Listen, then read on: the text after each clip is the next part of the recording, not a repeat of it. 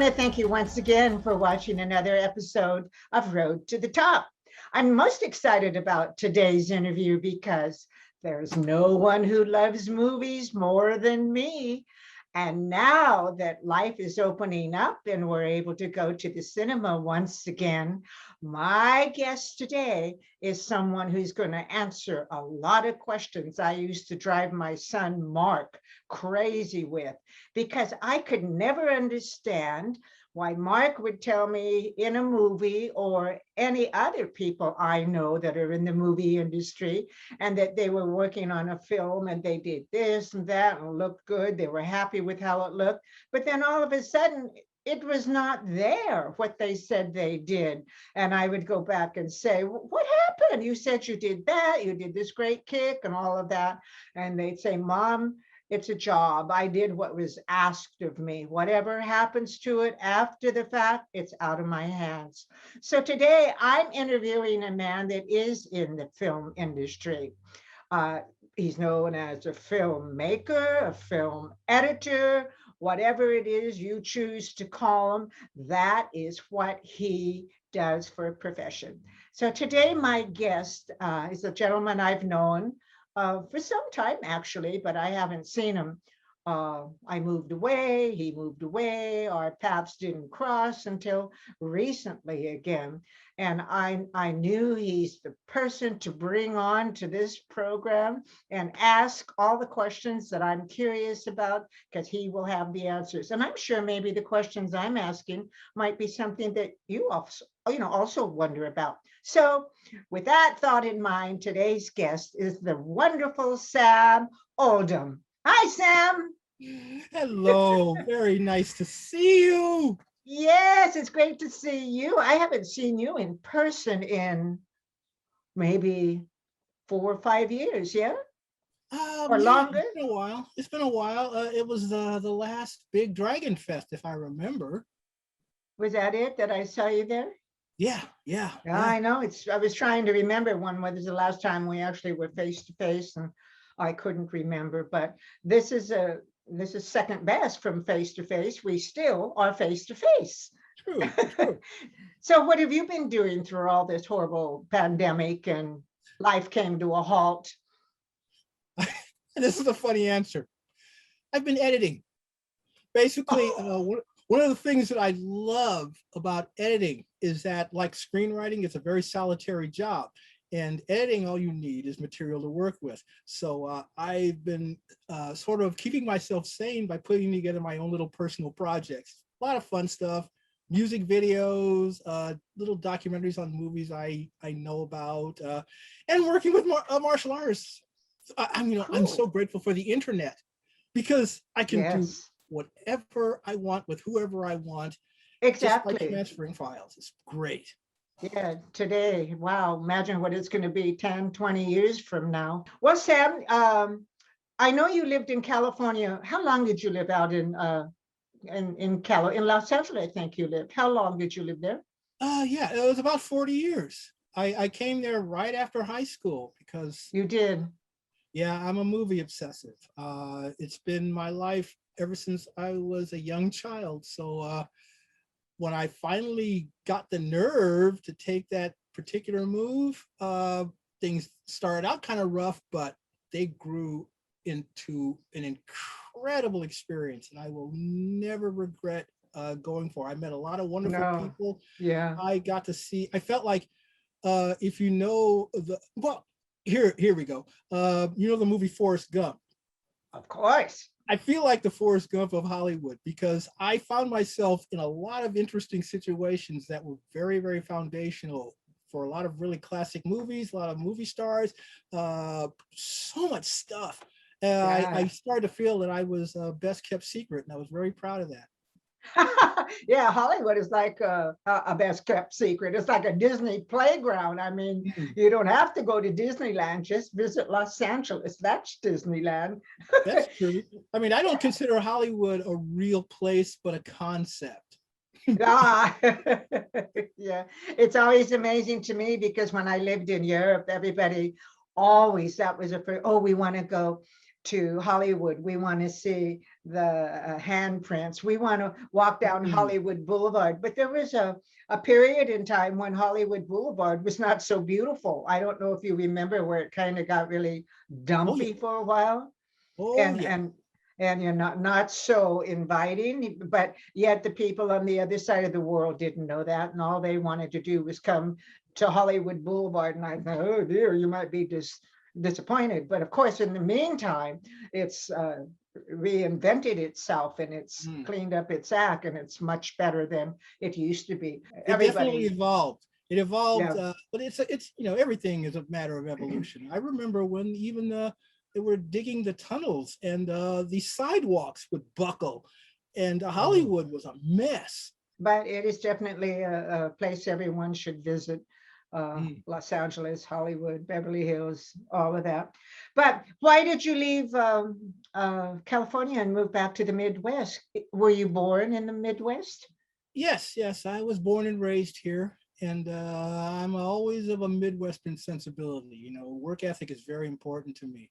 And there was a lot of things going on in show business that I wasn't really akin to, but I mainly moved back because, my mother wasn't doing well, and there were things just going on. And then I got stricken, and like it was a very weird twist of fate, where it was like, okay, I'm forced to stay here for a while, but while I was here, I kept busy. That's So good. I didn't want to disappear, because that's the Hollywood tradition. When it comes to movies, it's always about what have you done lately, and if you haven't done Yeah, anything lately, then you're gone.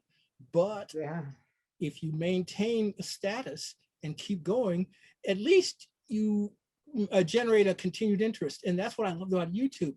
I swear, I I know. YouTube, I could go into a really diatribe, a really huge thing about that, because my career really started with a video gallery in West Hollywood called Easy TV. It was a place where artists would come, create videos, create projects. They would get screened, and they would even get reviewed in the newspaper. And I birthed my career there. I met all the martial artists that I work with now there because of that place. A lot of the Hollywood stars that I met, and the bodybuilders that I work with. YouTube reminds me of that, because my channel is not monetized. I do whatever I want, just like at Easy TV. I could create, display it, and know that there will be an audience to watch it. And it's, it keeps me going. Kind of like this. Mhm. Exactly like this. You mentioned, you kind of have to keep yourself in the limelight somewhere. The people, well, whatever happened to Sam? But it was the same in the martial art world, because I was out of it for 23 years, and I had to maintain something to kind of keep a little bit of me still alive, because I certainly wasn't. I was just out of the world of martial arts. But I came back, reinvented myself, doing new things.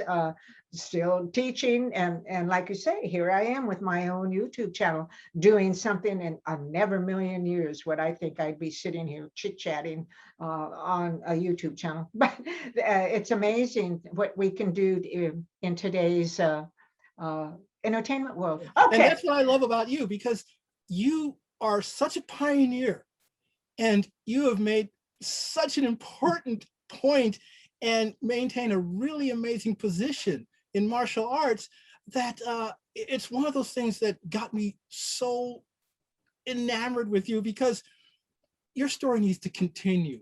It needs to be told. People need to know who you are, and not many people do. And there's a lot of famous martial artists that are in positions that you should be in right now. Well, that is true. People think they know me, but most people don't know me at all, but I'm kind of a mysterious person here, but I That's why like we it get that along way. so well. I love That's probably true. I'm a loner, you. very much of a loner. You're an But independent. anyhow, yeah, you corrected me, because you told me I said, oh, you're a film editor, and you corrected me and said you like to be known as filmmaker. And I loved, I asked you why. Please give that answer again. I said, why do you want to be called a filmmaker? Aren't you a film editor? But I loved your answer. Will you tell me again so the Oh, audience can definitely. hear it? Definitely. It's how I maintain my enthusiasm because I originally wanted to be a film director. But I don't have the personality to force people to do things. I don't like a certain level of confrontation where both people are right, and the person in charge has to be put ahead of the person who is trying to defend their position. A filmmaker does every job it takes to create his product. They will shoot, they will write, they will edit, they will, even if they have to, do the special effects. They create the product. And that to me is much more fun because at the time when I really started my aspirations, there were so many things that I couldn't afford. And so I had to learn more in order to complete some of those tasks. I was lucky that when I came to Hollywood, I became a part of probably the most impressive celebrity film school that ever existed. And I learned from the best in the business. And that, again, made it so much more fun. You know, as a little girl, I was always a little tomboy. I never was a Barbie girl. I was a tomboy. And my mother used to have a hard time putting little skirts and things on me because I loved bib overalls and playing in the mud. And I knew, oh my goodness, what kind of a lady my mother would say is she going to be when she grows up. What were you like as a little boy? What did you do? What did you find that captivated your attention? Movies. And It's funny because I started out with normal toys, and then my parents had this habit of going to the drive-in nearly every weekend because one of the things we also used to do, we used to drive around. We would all gather in the car, just drive, just to have fun together. But we also went to the drive-in every weekend, especially if there was a horror double bill. My parents were really, really into horror movies. So not me. yes, I know, but horror movies are great if you look at them the right way. They train you to deal with anxiety, and I consider them morality tales. They're always about good versus evil, and they can teach you a lesson if they're done right. That's true. I kind of got sidetracked. So where was I going with this? Oh, my When you were a beginning. child, you go to the Yes. movies. After going to the drive-in so much, I became movie obsessive, and my parents saw that. So back in those early days, Kenner made a particular film product or TV, a toy for films called the Give a Show projectors, the Easy Show projectors. And that was all I asked for every single year for Christmas. I want the next generation Easy Show projector, whatever. In fact, that's how I learned how to edit for the very first time. Oh my good. Well, how old were you? Either 7 or 8, because Oh, 7 you were was just very, a young child. oh yeah, 7 was a very was a big turning point in my life as far as movies. But when I started getting the toys, I realized that I could manipulate what I had. Easy Show projectors came with a loop of 2 little short adaptations of films. You clicked it in, you put the batteries in, turned the little light on, turned the crank, and projected them on the wall. It was cool. But I wasn't satisfied, and there were other toys out there, like little hand cranked things you held up to the light and whatever, like Viewmasters, if you remember those. But I used to take those little toys and I'd break them open, pull the little film strip out, go to my Easy Show projector, and snip the connecting point between the two things. Oh my goodness. Get Scotch tape, match the sprocket holes, tape them together. And I not only had a double feature that I would project in my room, but a cartoon at the top. It was. Well, how did you know to do that? Had you seen someone do it? No, that's that's probably one of the biggest things I never really understood, because I seem to have been drawn to it when I was going to film school. They had I really couldn't afford going there at first. They had a volunteer program. You would go and do work there and earn credits, and if you earned enough credits, you were allowed to take a class. So I wanted to take the advanced 16 millimeter filmmaking class. You not only had to shoot a film, but you had to edit it. And I was introduced to the Moviola. And if you know what a moviola looks like, it's a pretty scary, intimidating looking machine. It looks like some What kind is of that? it's like a mechanical contrivance out of a 1950s science fiction film with arms and gears and pulleys and wires, and you would have to link the film on one side and the magnetic track with the sound on one side and make sure they were linked together. When they moved forward, you had to do it right so it wouldn't rip everything apart. And if you stuck your finger in the wrong place, it would grind. It Oh my was gosh. and I was afraid of the thing. I looked at it and went, I'll never master that. And then I started editing for the first time. And it was like a miracle. It was like a revelation. I realized there is an extreme amount of power that comes with editing, because you take this footage that has been shot and you can break it apart and reassemble it in a way that makes it easier for the people to watch.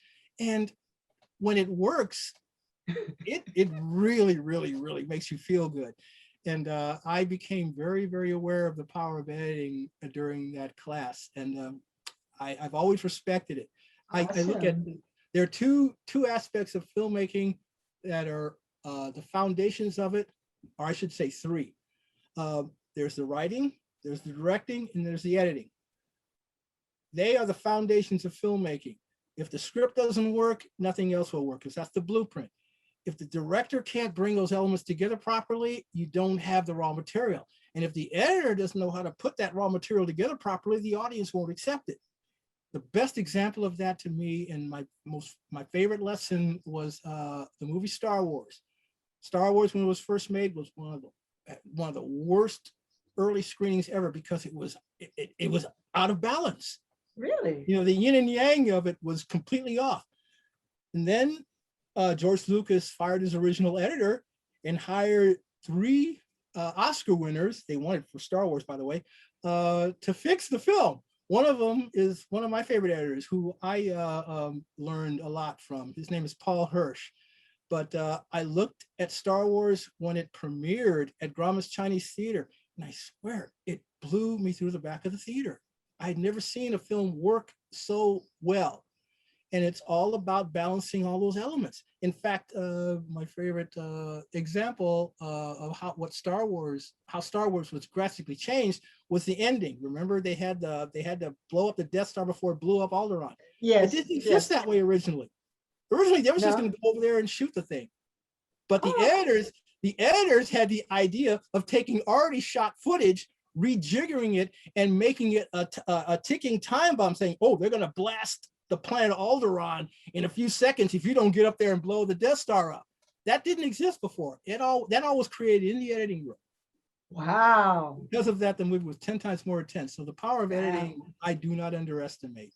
Well, then editors all have a different point of view. They don't all No, see the, not necessarily. An editor is supposed to take the original vision and just accentuate it. They take the best of what's available and put it out there. That's what an editor's job is supposed to be.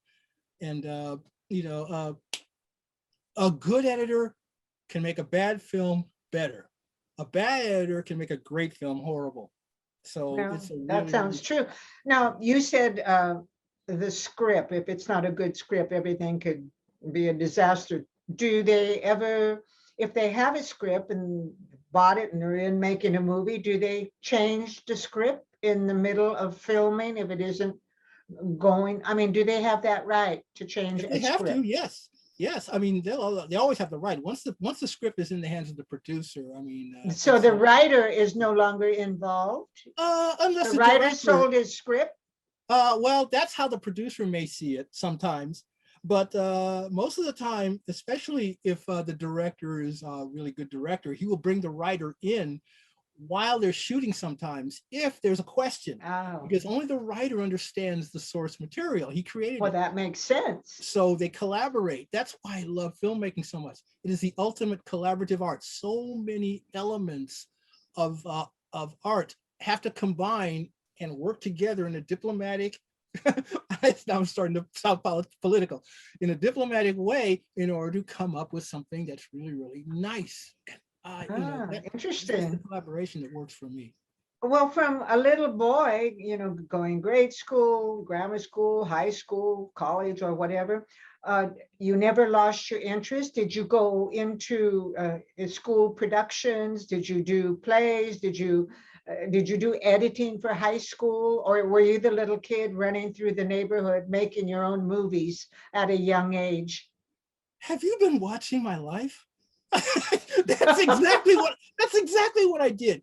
Okay, when I was in junior high, and I got involved in music, and the performance art became very, very, very important to me, and I got involved in plays. And there's nothing like an audience evaluating your work.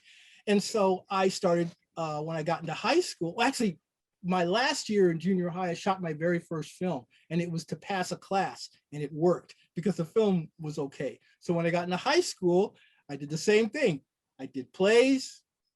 I got involved in the school paper and was a school cartoonist. And the very first film criticism class was created. And I talked the teacher in letting everyone make films, and we show them during lunch hour and charge admission. That's cool. It was nice. So you knew really when you were just a young child that this was your path, that you wanted to take it as far as you possibly could. Now, how did you really, well, you said who gave you your first job again? Easy, what was it called? Well, ECTV was an independent production company and an art gallery in West Hollywood. And this is an interesting story. I don't want to bore anybody, but when I was not boring anybody. When I was, I'll have my editor edit it out. Okay. Very good.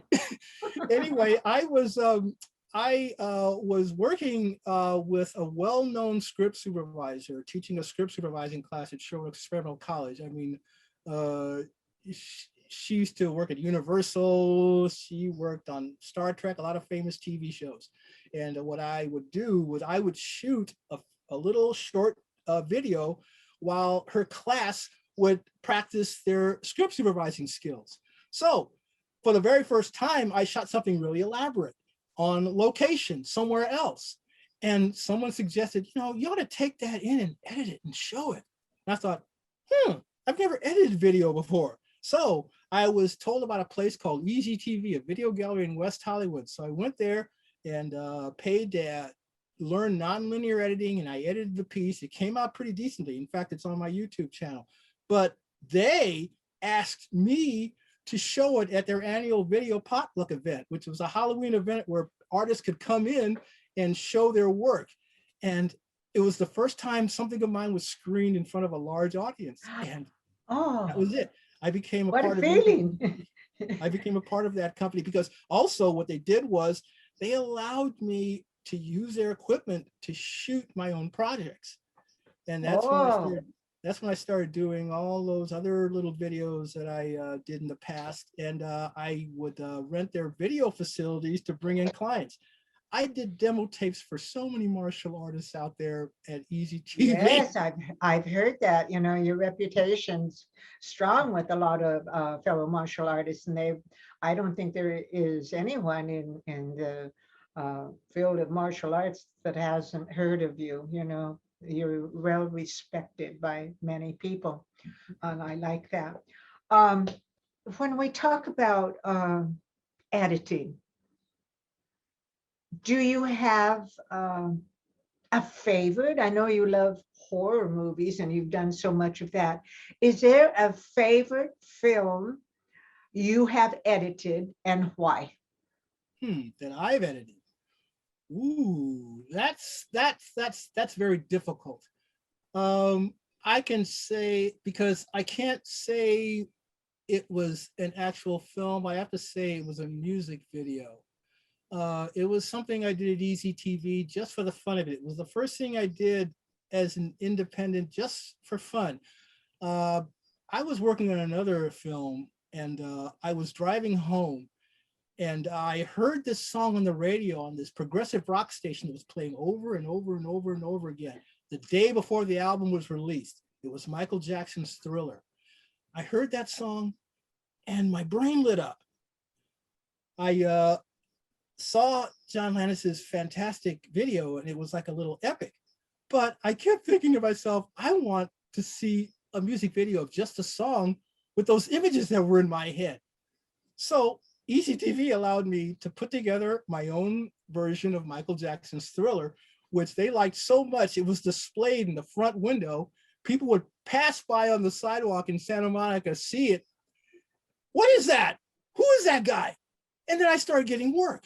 The video itself was even shown in nightclubs all over West Hollywood. It was Wow. crazy. So that, I have to admit, is my favorite edited piece because Oh, I want to see that. You must still have it. Is it on your YouTube channel? yeah. It was one of the first things that I did, and it was one of the first things I put on the channel. But watch this Halloween. I'm doing a new version of it. Oh, cool. Okay, I'll wait till October. When you left the Midwest and you're on your way now to Hollywood, you're going to break into the industry. You're going to make a name for yourself. Did you start out in films, or did you first do maybe commercials? Did you ever do commercials? Did you ever edit? Do they edit commercials? Oh yeah. In fact, commercials are probably very important for a very specific reason. You have to sell an idea between 15 seconds and a minute. And Stanley Kubrick said something that blew my mind. He said, if you want to learn filmmaking technique, watch commercials, because there's a lot of experimentation that goes on there. I did one commercial. I have to tell you the story about this commercial. I'm so sorry. No, don't be sorry. This commercial, this happens to be another reason why I have to come and visit LA this coming October. Okay, I did one single commercial. It was for a horror event. It was the first big horror event that was being held in LA called the Fright Fest. And I did that with a couple of partners, two of my dearest friends. And I did a commercial for it. It aired on Elvira's very first show. Oh, I remember her. Yeah, because of that, we got to know her, and she appeared at our event for the first time. She was exposed to the public for the first time at our event. But personally, if I had my druthers, I'd love to just do action films, horror films, and music videos. I love music videos.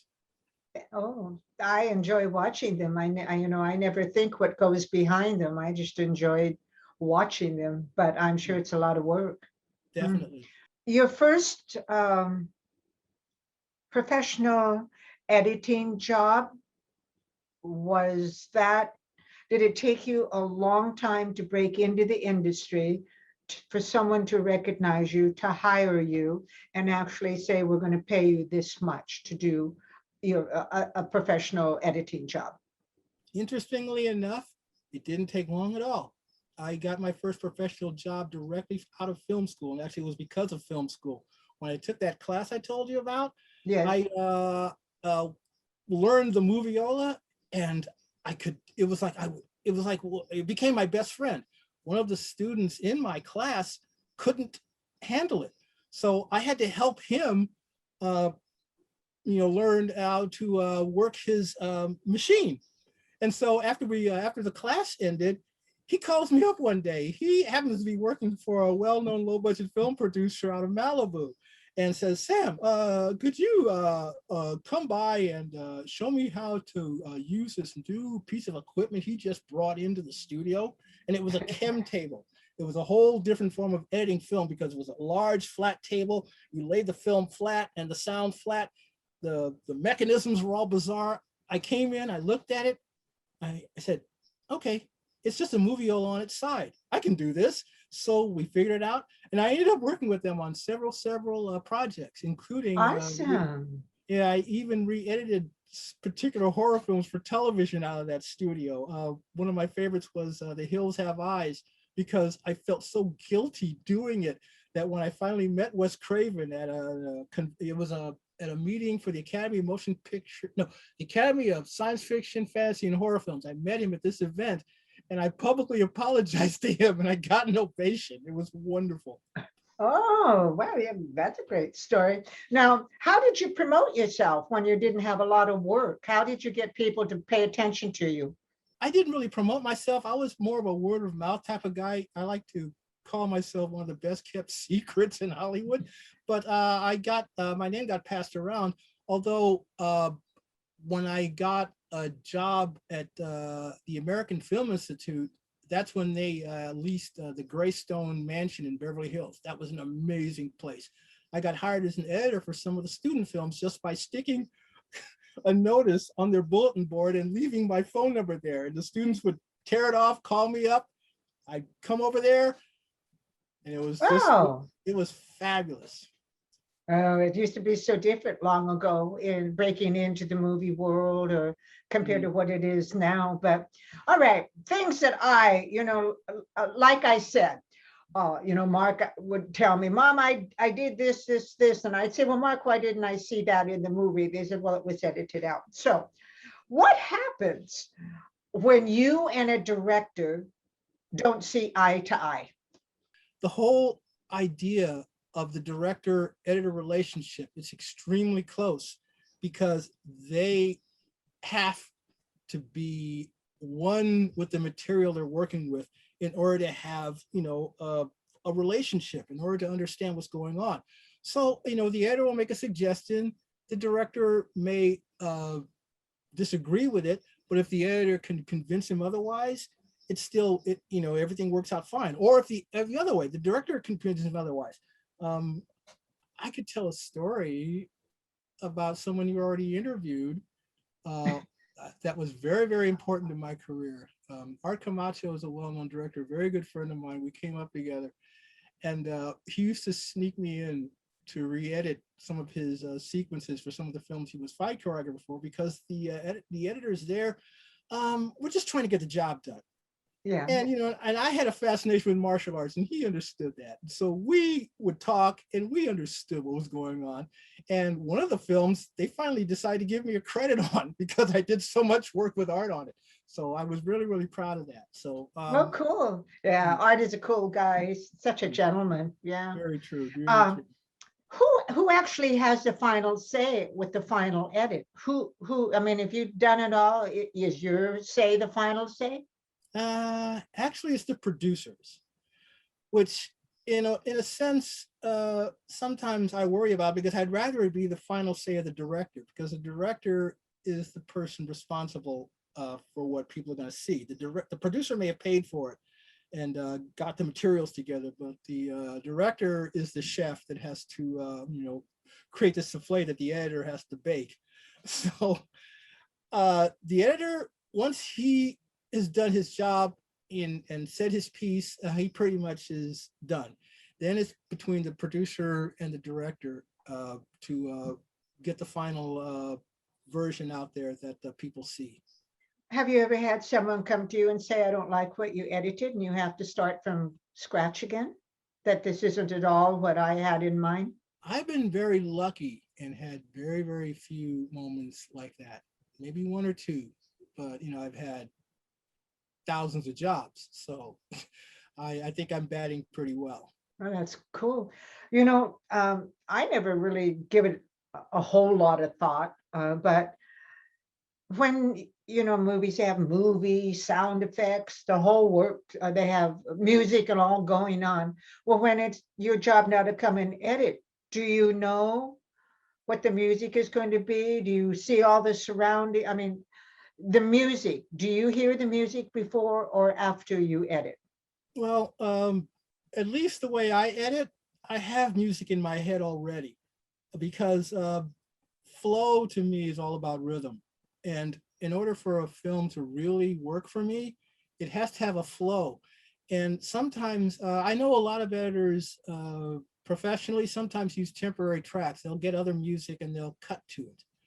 But when I go into a project, if there isn't already music indicated for me, I will have something in my head in order to get a flow going. It's not only about getting the best of the images and the best performances, it's about the rhythm, and the rhythm is very important to me. So what is the first thing you do? They come and say, okay, Sam, edit this film. And you're sitting there with something Never seen. What is the first thing? Do you, I mean, do you watch the whole thing and then you dice? What happens then? I come to you with my project and I'll say, okay, here, I want you to make this look amazing. What is your first step? Okay, this is my preliminary lesson for putting together a feature film, because the first thing after all the footage that's been shot, the first thing you do is read the script so you know the story. Then you go through all the footage. Every director, when he's making a film, has a specific plan of action. And primarily, every scene has master shots. Master shots encompass everything. First thing I do is I assemble all the master shots. Then there are all the inserts. We have the close-ups, the over-the-shoulder shots, the other things that they want you to pay attention to. They have to be added in and timed out. So it's like it starts very long with those master shots. Then the timing starts to slow things down or speed things up. The inserts speed things up even more. And then the sound effects and the music get added. Sometimes I'm brought in for that too, because I do post-production sound also. And it's like watching an evolution happen in front of your eyes. It's, to me, I mean, it's a joy for me. Now you say you hear music in your head. What if the music you hear in your head is not the actual music that they're going to use for this movie? Then that would affect your editing. Not necessarily, not necessarily. In fact, I can give you another lesson, which is a project that I'm dealing with right now. There's a classic horror film called Alien, and I was pretty close to that film, but a large part of Alien was done with temporary music that the actual composer actually composed. The director put it in there. There was only one problem. The director liked his temporary music so much that he kept 2 segments in there, whereas the composer who wrote the score was very, very, very offended by it, because again, it was music from another movie. You have to respect the composer when it comes to that sort of thing. Now, if the music in my head is wrong, I know it's wrong because it's not for the film. But like I said, it gives you a rhythm and it gives you a sense of how to build things. And that's all temporary music is for. You really need to respect the composer when he does come in and do his job. What are the points that you discuss with the director before you begin your editing to make the job easier? I don't know if there's any way to make it easier. I mean, it is what it is. You do what you have to do to finish the project. And there are times when, I mean, one of the reasons that I have such bad insomnia, my early part of the career working at that production company I told you about right out of film school, was that there were so many deadlines. You found yourself not sleeping. You would just do whatever it took to get the job done in time. That's the thing that I have a hard time with, because whatever it takes to get to that final point is the priority. And sometimes scheduling and timing and meetings and all that sort of thing, they kind of get in the way. So you find yourself losing a lot of sleep trying to get things done. But again, final project is what's the most important. And yeah, well, as the editor, they give you X amount of time to get the job done. And if you don't get the job done with the X amount of time, what happens? Well, George Lucas once said, he paraphrased Shakespeare and said that films aren't a finish, they're abandoned. Because if you have a deadline, you have to stop at some point.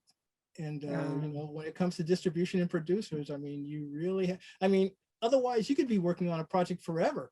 You know, nothing is ever perfect, but you always strive for that. Yeah. At a certain point, you have to, you know, cut things Are off. certain films much easier to edit than others? Yeah, I look at horror films and action films as fun. The hardest films for me to edit are serious dramas, and because there's not a lot of tricks that you can do. It's all about making the actor look as good as possible, and if it's not there, there's nothing you can do. So You know, I find editing serious drama very hard. Still, there's a lot you can do there, like controlling the pace of the conflicts, that kind of thing. You know, I used an example. I always come back to Mark because, you know, Mark and I are so close and we talk a lot about all that he does. And I always ask Mark if something was edited out. And I know that Mark really did that great. And I asked Mark the question, the person who edits this material, if he's not a martial artist, well, how does he know that what you just did would not make that film 100% better? Edits it out and puts something in there that when we look at it and we'll go, what? What is that? Why does that happen? Do you have knowledge of whatever it is you're editing or you don't? If it's a martial arts, a swimmer, ice skater, whatever, if you don't know anything about these sports, how do you know whether you should edit it out or keep it in? Well, this is the important thing about editing, because you really have to understand your material. If you don't know it, you have to at least understand it.